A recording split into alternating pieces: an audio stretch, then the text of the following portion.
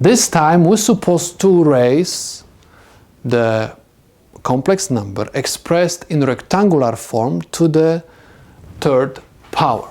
In order to do so, I'm going to use the formula for the cube of a sum.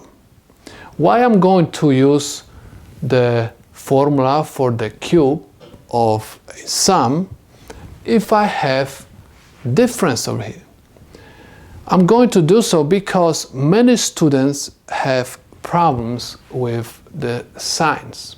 That's why I'm going to use this formula. Let me show you why. Now, first I'm going to convert the subtraction to addition. I can rewrite this problem as -2 plus -j, and everything is raised to the third power, where -2 is my x and -j is my y. Again, I'm going to do this using this formula in order to avoid problems with this negative sign, because many students have problems with this sign.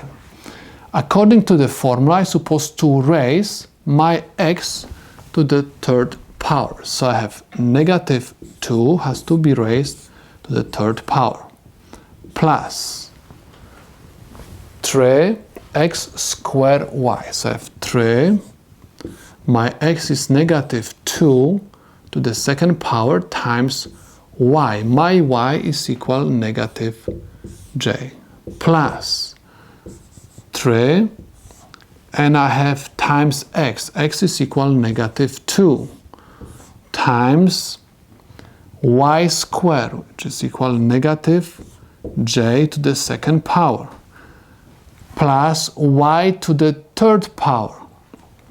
So I have y, which is equal -j to the third power. So I have -2 raised to the third power is equal -8. And what I have over here? I have 3 times 4, because I have -2 raised to the second power is equal 4. So if 3 times 4 is equal 12, times -j is -j12. 3 times -2 is equal -6. -j raised to the second power is equal -1.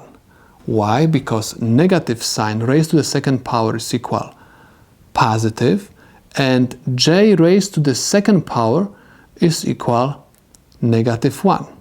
So if -6 times -1 gives me +6. j raised to the third power. Negative raised to the third power is equal negative.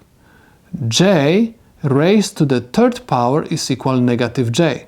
So if -j times negative will give me positive. That's why I'm going to write plus j. Now I'm supposed to combine the like terms. I have -8 plus 6 is equal -2. -j12 plus j is equal -j11. And this is the solution to my problem.